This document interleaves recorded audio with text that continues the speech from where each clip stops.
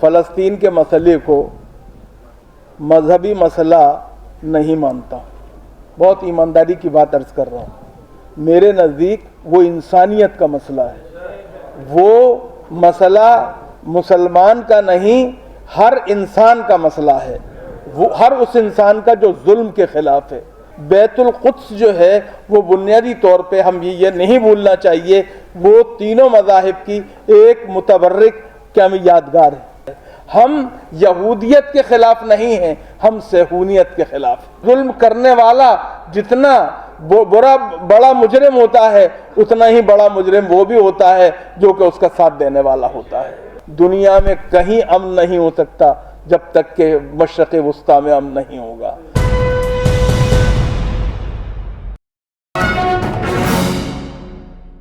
صاحبو، میں فلسطین کے مسئلے کو مذہبی مسئلہ نہیں مانتا. بہت ایمانداری کی بات عرض کر رہا ہوں. میرے نزدیک وہ انسانیت کا مسئلہ ہے. وہ مسئلہ مسلمان کا نہیں، ہر انسان کا مسئلہ ہے.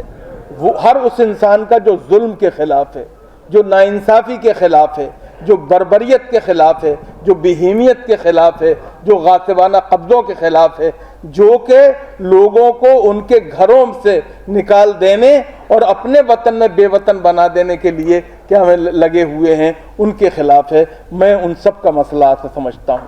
اس لیے میں اس کو مسلمان کا مسئلہ بھی سمجھتا ہوں، اس کو ہندو کا مسئلہ بھی سمجھتا ہوں، اس کو سکھ کا مسئلہ بھی سمجھتا ہوں، اس کو عیسائی کا مسئلہ بھی سمجھتا ہوں. چونکہ بیت القدس جو ہے وہ بنیادی طور پہ ہم یہ نہیں بھولنا چاہیے وہ تینوں مذاہب کی ایک متبرک کیا یادگار ہے. ہمیں اس میں کوئی شک نہیں ہے. ہم نے کبھی فرق نہیں کیا ہے، کبھی بھید بھاؤ نہیں کیا ہے. ہم یہودیت کے خلاف نہیں ہیں، ہم صہیونیت کے خلاف ہیں. ہم بنیادی طور پہ اگر شکر گزار ہیں تو امام خمینی علیہ رحمہ کے ہیں کہ جنہوں نے ایک ایسا مسئلہ جس پر کہ دنیا خاموش ہو چکی تھی، جسے بھولتی جا رہی تھی، انہوں نے کیا یوم القدس قرار دے کے جمعۃ الوداع کو ایک طرح سے دنیا کے اندر کیا میں فلسطینیوں کے لیے محبت کو، فلسطینیوں کے لیے تائید کو، فلسطینیوں کے لیے حمایت کو یقینی بنایا اور ایک تحریک بنا دیا جس کے نتیجے میں ہم اور آپ آج یہاں جمع ہوئے ہیں. ہم بنیادی طور پہ یہ بات کہنا چاہتے ہیں اور یہ بات دنیا کو بتانا چاہتے ہیں کہ نوم چومسکی جو ہے وہ یہودی ہے لیکن وہ اسرائیل کے خلاف ہے. ہمیں یہ نہیں بھولنا چاہیے کہ لیلا خالد عیسائی تھی لیکن بنیادی طور پر کیا میں اسرائیل کے خلاف تھی. ہمیں یہ نہیں بھولنا چاہیے کہ جب فلسطین کے لوگ جو تھے وہ پستول چھوڑ کر زیتون کی شاخ لے کر محبت کا پیغام دینے کے لیے آگے آئے تھے تو ان کا کیا حشر اسرائیل نے کیا ہے دنیا کو ہی جاننا چاہیے.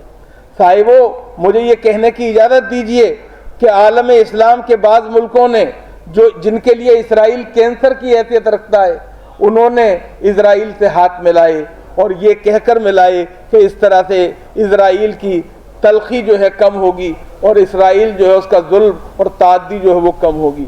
لیکن ہم یہ دیکھ رہے ہیں کہ اس میں کمی ہونے کے بجائے اضافہ ہی ہو رہا ہے. اس لیے یہ یاد رکھنا چاہیے کہ ظلم کرنے والا جتنا بڑا مجرم ہوتا ہے اتنا ہی بڑا مجرم وہ بھی ہوتا ہے جو کہ اس کا ساتھ دینے والا ہوتا ہے. اس لیے ہمیں عالم اسلام سے یہ گزارش کرنی ہے، یہ اپیل کرنی ہے اور یہ کہنا ہے کہ وہ بنیادی طور پہ اپنے رویے پر نظر ثانی کرے.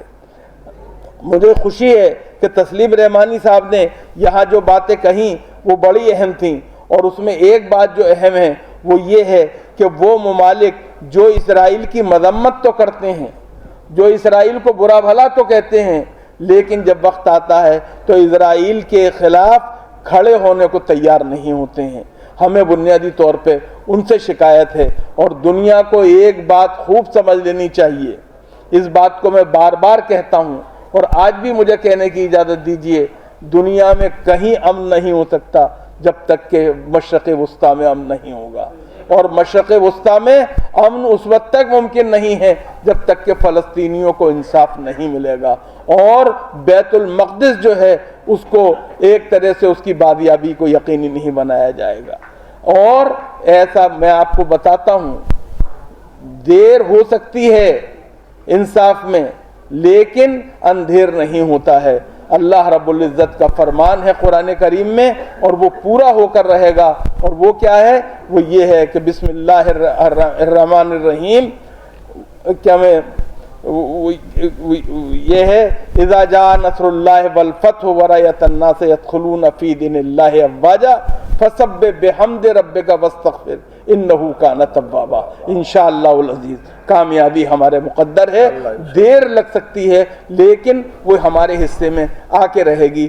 ظلم کو مٹنا ہی ہے اور ظلم مٹ کے ہی رہے گا، حق کو غالب ہونا ہے، یہ اللہ کا فرمان ہے، اور اللہ کا قرآن کبھی غلط نہیں ہوتا ہے۔ بہت شکریہ۔